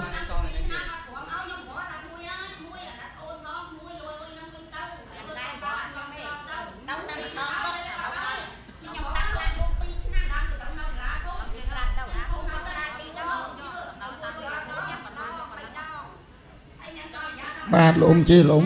ខ្ញុំសូមចំណាយមួយជីលោកអ៊ំសូមឲ្យលោកអ៊ំមេឃុំដាក់លក់ហ្មងព្រោះខ្ញុំដកដើមរបស់ខ្ញុំដកទាំងដើមទាំងចុងការរបស់ខ្ញុំ 15000 ខ្ញុំឲ្យលោកអ៊ំមេឃុំក៏ដាក់ដីនឹងលក់ឲ្យហ្មងបាទប្រហែលចែកគ្នាបាទ បាក់ប្រហែលចែកគ្នាទៅ បាទខ្ញុំយកដើមរបស់ខ្ញុំ 10000 ចុង 5000 15000 ដក 15000 ហ្នឹងហើយឲ្យមេឃុំលក់ប្រមាណបានប្រមាណចែកគ្នានឹងបណ្ដោយណាអ៊ំខ្ញុំអត់បានចូលលក់ក៏បានដែរឲ្យមេឃុំចូលលក់ ហើយចង់លក់នឹងឲ្យទៅខាងនេះប្រមាណ ស្ដេចលោកអ៊ំវិនិច្ឆ័យតាមលោកអ៊ំ ហើយឥឡូវមើលបងសួរតើជំរឿដែលបងប្រុសខាងនេះគាត់និយាយតើបងយល់យ៉ាងណាណាជំរឿបើសិនជាបងចង់យកដីវិញខាងនេះគេបកគលប្លង់ការលក់ទិញកន្លងមកឲ្យទៅបងគេសុំ 50000 បើសិនជាបងមិនព្រមអញ្ចឹងទេលុយដែលគេបានបវលទៅឲ្យបងគិតថាដីនេះគេបានទិញរួមគ្នាជាមួយនឹងបងចោះលក់ទៅបានចែកគ្នាតោះនេះអ្នកដែលគេចេញលុយយក 55% បងយក 45% តែប៉ុណ្្នឹង បាទរឿងហ្នឹងប៉ុណ្ណឹងបាទ មិនដែរអាដាមបាទមានតែប៉ុណ្្នឹងទេបើមិនព្រមទេចប់ត្រឹមប៉ុណ្្នឹងចោះបានណាបើគិតចង់មើលគាត់យកប្រហែល បើមិនចប់បើបងឥឡូវ 2 ឆ្នាំហ្នឹងឥឡូវការគេយក 5000 4 ឆ្នាំអ៊ំ 4 ឆ្នាំ 5000 ចុះពេលហ្នឹងបងមានបានទទួលយកការប្រាក់គេ 2 ឆ្នាំទេ អត់មានដែរលោកអ៊ំខ្ញុំមានតែយកលុយ យាយខាងក្រោយ ខ្ញុំដែរបានយក បងស្ដាប់យាយតើគេមានបានបងការ 2 ឆ្នាំទេឥឡូវបានឥឡូវចេះ បាទលោកអ៊ំខ្ញុំនិយាយការស្បត់ត្រង់ ឥឡូវចេះឥឡូវបើសិនជាបានបងត្រូវកាត់ការប្រាក់វិញកាត់ការប្រាក់ណាបន្ថយវិញណាបន្ថយវិញយកទៅឲ្យគេវិញតោះនេះ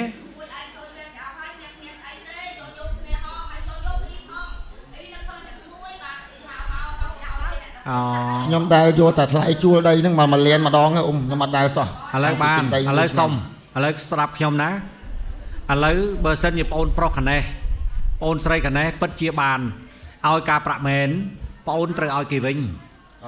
មិនបានទទួលលោកអ៊ំ ណែបងប្រាប់ណាបំណុលមានម្ចាស់ណាកម្ពុជាក៏មានម្ចាស់ដែរឯងចាំណា បុកព្រះគីអ៊ំខ្ញុំទទួលយកព្រះគីបាទ កម្ពុជាមានម្ចាស់បំណុលក៏មានម្ចាស់ដែរណាកុំធ្វើឲ្យហួសហេតុតោះនេះឥឡូវអ៊ំសម្រាប់អញ្ចឹងណាតោះនេះឥឡូវ 4 ឆ្នាំហ្នឹង 4 ឆ្នាំបើសិនជាមួយឆ្នាំវាចូល 1000 ហើយ 10000 អញ្ចឹងក្នុងមួយខែវា 100 បងគិតទេណា 10000 100 វាត្រឹមត្រូវហើយណាអញ្ចឹងគេយក 5000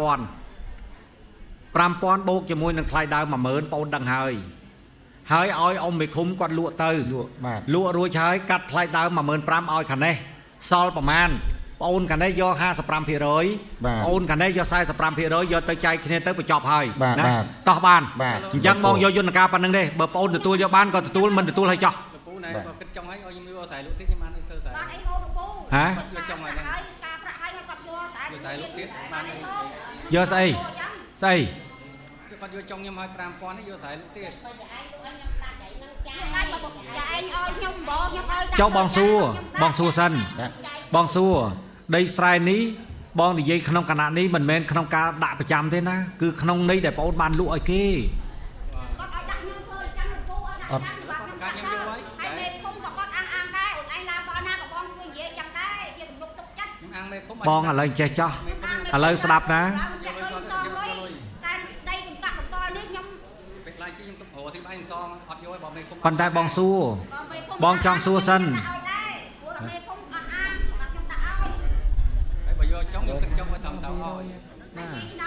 អញ្ចឹងមិនថាបើសិនជាវាការប្រាក់វាបើសិនជាទីផ្សារសេរីប្រមាណ 10000 បាទកាលខ្ញុំយកលុយទិញដីហ្នឹង 1.3 អ៊ំ 1.3 ស្មើប៉ុន្មានកាលខ្ញុំយកទិញដីហ្នឹង 1.3 មួយខែ 130មួយខែ 130មួយឆ្នាំវាចូល 1500 ហើយបាទ 1500 បាទបើ 1500 វា 4 ឆ្នាំ 6000 ជាងឥឡូវចេះបងណាបងប្រាប់ណាបងឈប់ដោះឲ្យហើយតាបានបងឈប់ដោះឲ្យហើយបើសិនជាមិនយកយន្តការបងទៅពិគ្រោះគ្នាបងឈប់ដោះឲ្យហើយតោះនេះតែបើឈប់ដោះប្អូននឹងវេទនាតោះនេះអញ្ចឹងហើយបាទបងចិត្តតែដេញរឿងនេះដើម្បីបញ្ចប់ឲ្យណា anhត្រូវប្រមូលរឿងដើមមកនិយាយវិញណា បាទខ្ញុំ ត្រូវយករឿងដើមមកគិតវិញ បាទខ្ញុំមើល ខាងនេះបងមើលទៅដូចគេស្វិតស្វាញណាពាក់ព័ន្ធជាមួយនឹងពាក្យខាងដើមណាពាក្យខាងដើមតែបើសិនជាយើងបាននិយាយអញ្ចឹងមែនហើយយើងអត់បានធ្វើណាបងអូនមានកំហុសធ្ងន់ណាស់ទៅលើផ្លូវបាបកម្ម បាទខ្ញុំអត់ទេខ្ញុំនិយាយតែមួយឆ្នាំទៅអ៊ំខ្ញុំក៏អត់ដាក់ប្លង់លក់ដែរដល់ដាច់មួយឆ្នាំទៅចូលឆ្នាំទី2បាទខ្ញុំដាក់លក់ដល់ដាក់លក់បាន2ឆ្នាំគាត់ដកផ្លាកខ្ញុំចេញគាត់ដាក់ផ្លាកគាត់លក់ម្ដង អញ្ចឹងឥឡូវបងបញ្ច្រាស់មកវិញបានទេបងបញ្ច្រាស់មកវិញបងបញ្ច្រាស់ថាឥឡូវលុយដើមលុយការនេះបានបកគលឲ្យបងអូនហើយបងឲ្យបងអូនខាងនេះជាម្ចាស់ដីនៅដដែលបងអូនត្រូវយកតែ 40% បានហើយឲ្យបងអូនខាងនេះ 60% វិញព្រោះបងអូនយកការគេបងអូនគិតការបើបងអូនអត់គិតការនឹងរឿងផ្សេងបាទតែបើយើងបានគិតការនៅក្នុងនឹងដែរតតែបងអូនហេនេះអា 15000 នេះមិនគិតការ បាទ 15000 អាហ្នឹង គិតការហើយ ចុងការបាទ អញ្ចឹងបើគិតការហើយឯងយកលើសគេទៀតមិនកើតតតែឯងអត់គិតការបានឯងត្រូវបាន 55% បាទ បើឯងគិតការឯងយក 55% មិនតតែបវលមកឲ្យកានេះ 55% វិញ បាទខ្ញុំព្រមយក មិនចឹងមិនចឹងអីអាដាមបាទណែព្រោះរឿងនេះយើងបានគិតការឲ្យគាត់លុយគាត់នឹងយកមកតម្កល់ទិញដីយើងថាទិញដីនឹងចោះទិញដីនឹងប៉ុន្តែយើងឲ្យការប្រាក់គាត់អញ្ចឹងគាត់អត់មានខាតទេមិនចឹងអញ្ចឹងលក់ដីយកលុយនឹងមកនេះទិញដីនេះគឺបានសេចក្តីថាខាងនេះក៏ជាម្ចាស់ដែរពួកខាងនេះឲ្យការដូចថាខាងនេះម្ចាស់ដីឲ្យការមិនចឹងឲ្យការហើយឲ្យការយកដីគ្នាទៅលក់ឲ្យគ្នាតិចមិនណែស្ដាប់តន់អញ្ចឹងមានតែបកមកខាងនេះទេឲ្យខាងនេះច្រើនវិញពួកដោយសារខាងនេះយកការហើយសំរុំជាងណាឥឡូវបងត្រឡប់មកវិញណាអូនតបងវិភាគទៅគឺត្រអញ្ចឹងពួកខាងនេះបានយកការមិនចឹងបាទយកការពីប្អូនអញ្ចឹង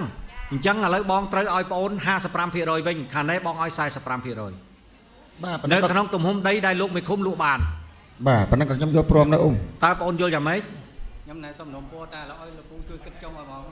ហ៎ ខ្ញុំចេញលុយអស់ហ្មង ខ្ញុំលុយឲ្យទឹកតែខ្ញុំហូប បាទខ្ញុំចេញលុយចុងអស់ដើមចុងហ្មង ទាំងដើមទាំងចុងបវលឲ្យគេ បាទ ចង់ គាត់ទៀត50000ខ្ញុំអត់មានណាទៀត ខ្ញុំ ទេ ឡានទៀតទេលោកពូគ្មានតែទេខ្ញុំទៅមើលលោកពូបិទអស់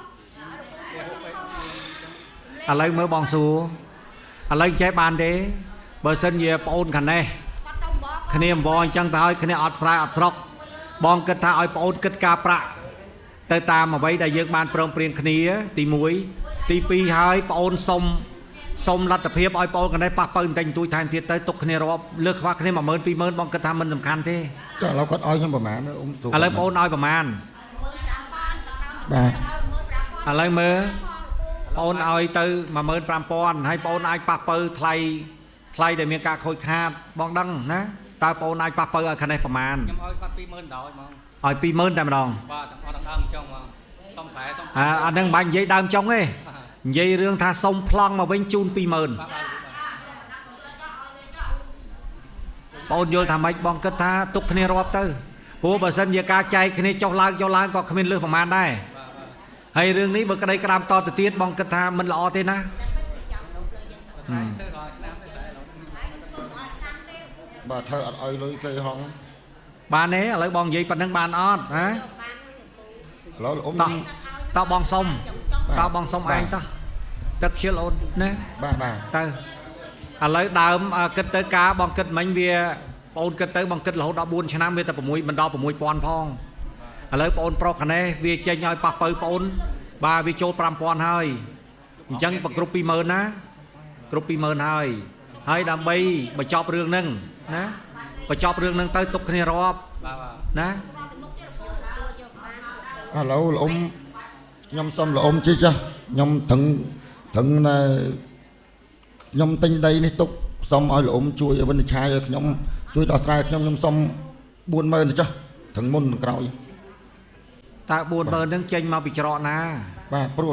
ខ្ញុំទិញដីនេះទិញទុកយូរឆ្នាំហើយ4ឆ្នាំហើយអ៊ំ ឥឡូវនោះដេកានោះកាត់ឲ្យគេនោះតើឯងបានដីនឹងអត់នោះដេកាអានឹងមិនតនិយាយពីរឿងដេកាកាត់ឲ្យគេតាដេកាកាត់ឲ្យនោះដោយការកាត់អត់ខ្ញុំអត់បានដឹងបាននេះទទួលដឹងហងបាទក៏កាត់តែគ្នាគាត់ ឯងមិនទាន់បានទទួលគេហ្វូតូឲ្យឥឡូវហើយ គាត់អត់ទៅឡាការគាត់អត់ទៅ អានឹងមិនយ៉ាង អត់ប្រាក់ មើលលោកយាយលោកតាខាងក្រោមឯកភាពទេបើឯកភាពធ្វើយ៉ាងម៉េចទៅចុះ Nó khơi như người ta oi ta dốc cứ trai ta tẹt đai chẳng mà mưa sông mình lưu tích mà bong sông công oi về khai chiêng đi ខ្ញុំសុំលោកពូគាត់ឲ្យខ្ញុំទាំងដើមទាំងចុង 20000 ខ្ញុំទទួលយកមិនបានទេ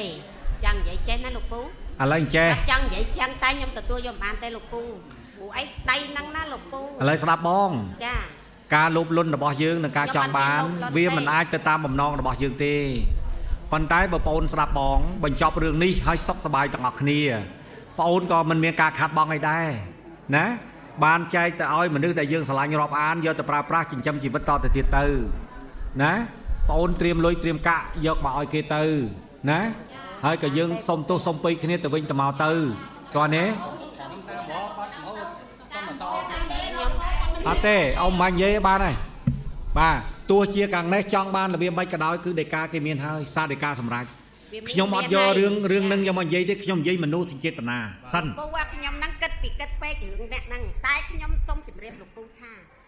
ខ្ញុំទិញតាមឈ្មោះត្រង់តែដីហ្នឹងរបស់ខ្ញុំ តែស្មោះត្រង់ណោះនិយាយខាងក្រោយគាត់ធ្វើសាកសីហ៎ គាត់សាកសីតែមានមេដៃណាលោក តែអាមេដៃនឹងកូនកាលវាមានចរិតបោក បាទអ្នកណារើបំប្រាស់គឺអ្នកហ្នឹងទទួលខុសត្រូវខ្លួនឯង មិនមេដៃយាយហ្នឹងឯងលោកអ៊ំមិនមេដៃយាយហ្នឹងឯងសាក់សៃហ៎ ឥឡូវចេះទៅ ហ្នឹងលោកពូតែ ឥឡូវ ខ្ញុំទទួល ស្ដាប់បងសិនស្ដាប់បង ថាមិនយកត្រឹមកន្លែងថាលុយ20000 ស្ដាប់សិនឯងដូចមានបាយ3ពេលហូបគ្រប់គ្នាហើយវ៉ៃប៉ុន្តែដូចអត់មានភាពថ្លៃថ្នូរអូនណាតើដើម្បីដដើមគ្នាហូបអញ្ចឹងតើត្រឹមត្រូវទេបងសួរណានេះកំពុងដដើមបាយគ្នានេះហើយសួរថាអត់មានកនៅក្នុងពីងអីបងឲ្យបងនិយាយមកល្ងាចហើយហេតុអីក៏មិនទទួលយកទៅគិតផងឥឡូវបើពិបាកពេកដីនឹងពុះជា2ទៅពុះជា2ទៅបើស្រឡាញ់ដីនឹងណាណាមិនអញ្ចឹងពុះជា2ទៅហ្មងទៅកុំឲ្យវាពិបាកអស់លុយរៀងខ្លួន ពូខ្ញុំមិន ម៉េចឯងយល់ថាម៉េច មិនហ៊ានចាញ់លុយដើម តែមានតែប៉ុណ្ណឹងគូឲ្យគោ12តែហ្នឹងវាចាញ់ឲ្យកូនហើយ ណែស្ដាប់ហ៎ឯងពីអ្នកប្តីប្រពន្ធមានចេតនាបោកគេណាអត់របៀបម៉េចឯងយកមកលក់ខាងនេះឯងបោកខាងនោះ គាត់នេះឲ្យដាក់ដាច់អញ្ចឹងហើយបើខ្ញុំ ណែបង5ណាចរិតឯងអត់ទាន់ត្រឹមត្រូវទេអញ្ចឹងហើយបានបងសម្របសម្រួល ចាបើខ្ញុំនៅហ្នឹងមួយគាត់ដឹងស្មោះត្រង់មិន ទៅឯងស្មោះត្រង់នឹងគេមែនប៉ុន្តែឯងអត់មានប្រាប់គេនេះថាឯងបានប្រចាំលិខិតស្នាមនៅគេនោះទេណាលិខិតនៅនោះមួយលិខិតលក់នៅនេះមួយ ខ្ញុំទៅពាក់ជីគាត់ បើប្រាប់ហេតុអីក៏ឯងនៅទៅទិញទៀត មិនដឹងខ្ញុំមិនចង់បានហ្នឹង ហើយបើគាត់ថា បាទរឿងនេះខ្ញុំសួរដល់មេឃុំទៀតបញ្ជាក់ដល់មេឃុំថាអ៊ំដីនេះបើមានពាក់ព័ន្ធធនាគារខ្ញុំអត់យកទេលោកអ៊ំមេឃុំឆ្លើយថាអត់មានពាក់ព័ន្ធទេបើពាក់ព័ន្ធខ្ញុំក៏អត់ហ៊ានយក ឥ ដែរ ឡូវចោះបានតោះបងសរុបមកវិញណាបងគិតថាសមហេតុផលហើយបងអូនចៃរំលែកគ្នាទៅបងអូនខាងនេះក៏វាមិនមានលទ្ធភាពប្រមាណដែរហើយយើងសិតតែមានការស្រឡាញ់គ្នាពីមុនមកបងអូនទទួលយកទៅណាមានម្ដាយមីងគ្រួសារយើងជាសាក់សីខ្លះហើយបងអូនយក20000ទៅហើយបងអូនខាងនេះរលុយមកឲ្យគេទៅណាបាទហើយបើបងអូនយកលើស20000ហ្នឹងតើ20000ហ្នឹងបងអូនយកទៅធ្វើស្អីកើត បាទឥឡូវលោកអ៊ំជិះខ្ញុំសុំចំណាយលោកអ៊ំមួយម៉ាត់ទៀតខ្ញុំសុំ5000ពីលើហ្នឹងទៀតទៅអ៊ំខ្ញុំតែប៉ុណ្ណឹងខ្ញុំសុំឈប់តវ៉ាបាទបើថា5000គាត់មិនឲ្យទេខ្ញុំនៅតវ៉ាទៀតហ្នឹង ខ្ញុំមានតែសុំ ខ្ញុំសុំតែ5000ទៀតទេពួកខ្ញុំថាខ្ញុំអត់ចង់មានរឿងកើតឡើងទេបាទដឹងថាដីនឹងមានតំណោះខ្ញុំអត់ទិញទេ ខ្ញុំមានតែសុំឲ្យមកដល់20000แล้วមកឲ្យសុំខ្ញុំ បានអត់ទេបានបងគិតថាហេតុផលដែលបងប្រុសមានការសុំនេះ បាទ ហេតុផលអាចនឹងពិចារណាបានពីព្រោះដីនេះហើយនឹងទំហំនៃការសុំនេះ បាទពុត បងគិតថានឹងមានការពិចារណាបងត្រូវដឹងណាដីដែលបងបានលិខិតលក់ទិញទៅឲ្យគេមានសិទ្ធិលក់បានកុំច្រឡំគេមានសិទ្ធិលក់ អត់មានទឹកអត់មានណាទិញដាក់3ឆ្នាំ បាទគេមានសិទ្ធិលក់ បាទ បាទ តែខ្ញុំទៅពាក់គេខ្ញុំពាក់គេច្រើនមានណាហ៊ានទិញទេតែហ្នឹង ឯងមានកំណត់មិនល្អ ទៅលក់មិនបាត់ដី ឯងមានកំណត់មិនល្អមានបច្ចេកទេសខាងបោកខ្ពស់ ល្អហើយបើអ្នកគេហ៊ានឲ្យ បច្ចេកទេសហ៎ចាញ់កតុយចាប់ដើមចាញ់នេះចាញ់កតុយហើយដីនឹងលក់មិនបានបើខ្ញុំដើរដាក់គ្រប់តែគ្នាលក់មិនបានចាញ់ហើយកតុយចាប់ដើមចាញ់ឲ្យលោកយាយលោកតាកាន់នយុគតើបានបងគិតថាគួរពិចារណាណាគួរពិចារណា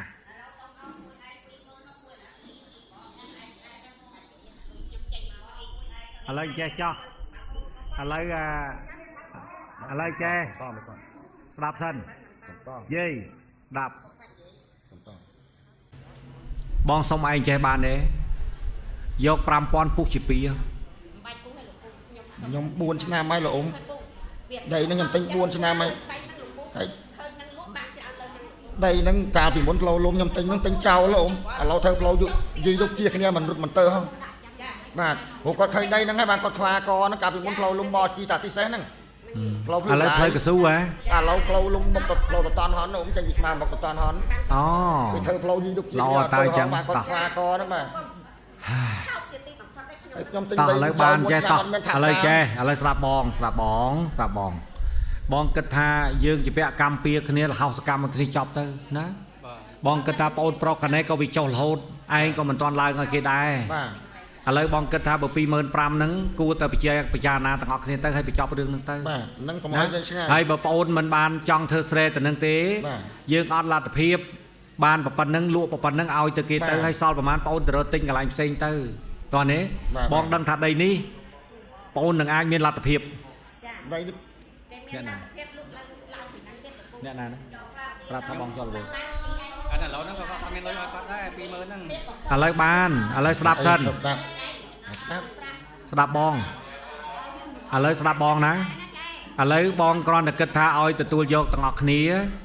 ណារួចហើយបញ្ចប់ការងារនឹងទៅហើយនិយាយពីពេលវេលាដែលត្រូវបកគលលុយបកគលកាក់ដោយមានលក្ខខណ្ឌត្រឹមត្រូវលោកមេឃុំលើកនេះអ៊ំត្រូវមានលោកមេប៉ុស្តិ៍ចូលរួមមេភូមិមេឃុំចូលរួមហើយនឹងមេប៉ុស្តិ៍តោះនេះដោយមានលីលាអសរស្រួលបួលហើយបញ្ចប់សំណុំរឿងនឹងទៅតោះនេះតោះបងនិយាយទេ បាទ បាទឯងទទួលយកទេ គាត់ចង់បានទាំងអស់ហ្មង ឥឡូវឯងបើឯងថាប៉ុណ្្នឹងច្រើនតើឯងទៀមទាគេប៉ុណ្ណាមកឯងនេះទៅឥឡូវឯងប្រាប់ទៅគេយកវិញ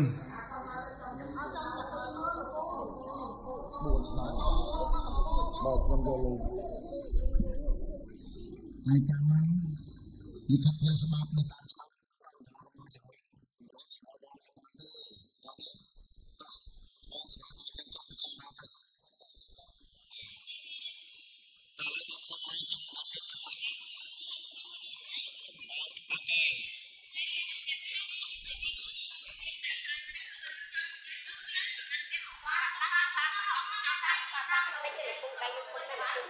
បានតោះឥឡូវចេះបានអ៊ំមេឃុំស្ដាប់នាំគ្នាចុះទៅខាងក្រោមយកយន្តការខ្ញុំទៅពិចារណាខាងក្រោមបើឯកភាពគ្នាឡើងមកវិញខ្ញុំឲ្យធ្វើកំណត់ហេតុបញ្ចប់តើចុះរបៀបម៉េចឡើងរបៀបម៉េចតោះចិត្តត្រូវគ្នាហើយកុំឲ្យខាតពេលចុះទៅក្រោមរួចហើយនិយាយគ្នាណាតោះតើបងបញ្ចប់ឲ្យតើបងនឹងថាចប់ហើយរឿងហ្នឹងណាតោះឥឡូវបើសិនជាបងអូនព្រមឆ្លើយមកភ្លាមមកយាយកុំគ្របក្តៅជាងឆ្នាំងបាទស្ដាប់ខ្ញុំសិនតោះបើសិនជាបងអូននៅមានការពិចារណានាំគ្នាចុះទៅក្រោមពិចារណារួចចាំប្រាប់បង ហើយបើសិនជាបងអាចទទួលយកបានទាំងពីរហើយប្រាប់បងឲ្យគេធ្វើកំណត់ហេតុឲ្យ បញ្ចប់សំណុំរឿងនេះតើនេះបងគិតថាកំហុសទាំងអស់នេះបងអូនអ្នកសាងបងអូនគួរតែគិតសិនតាស្ដាប់សិនហ៎ស្ដាប់សិនណាឥឡូវបងឲ្យបងអូនទៅពិចារណានៅខាងក្រោមជាមួយបងអត់ទាន់ទៅទេបងនៅសំណុំរឿង3ទៀតនេះគឺបងគិតថាស៊ីប្រហែលជាខ្ទង់4ម៉ោងទៀតណាមើលហើយម៉ោង11ហ៎តោះនេះស្ដាប់សិនបានឥឡូវបងសួរតើយន្តការដែលបងដោះឲ្យនេះព្រមទទួលទេឬក៏នាំគ្នាចុះទៅពិចារណាសិនខ្ញុំបងសួរ ឥឡូវខ្ញុំសំណុំពោះថាដេញពូចាត់ 5000 ចែក2ហ្មង ហ៎ 5000 ចែក2ហ្មងហើយបើគាត់អត់ខ្ញុំតបមកអត់ដឹងទេអូយហ្នឹងហើយបើគាត់យកគាត់យកដឹងដែរ យកតែ25000ទាំងដល់ចុង ហើយលុយឥឡូវអត់មានលុយទេ ឥឡូវចេះឥឡូវបងសម្រេចណា បាទ ឥឡូវបងសម្រេចចេះចោះបងអូនកុំទៅចង់បានធ្វើលុយនឹងយកវាមានសំខាន់ស្អីប៉ុន្តែឯងធ្វើខុសឯងខុសពួកឯងទៅចេតនាបោកគេឯងត្រូវយល់លោកមេឃុំក៏អញ្ចឹងដែរលោកមេឃុំត្រូវធ្វើច្បាស់ បងមិនដឹងពីចរិតរឿងនេះទេណាបងដឹងណាតែឥឡូវបងសុំបងអូន 23000 ចុះបាន បាទគាត់ក៏យកចោលខ្ញុំព្រមចឹង បានទេ បាទខ្ញុំព្រមចុះខ្ញុំមិនចង់ឲ្យវិញឆ្ងាយទេ ឯងព្រមទេ បាទ បាទព្រម បានទេលោកយាយលោកតាឥឡូវឯកភាពគ្នាហើយសូមអបអរសាទរមួយ បាទ ចុះទៅធ្វើកំណត់ហេតុខាងក្រោមហើយប្រឌិតមេដៃ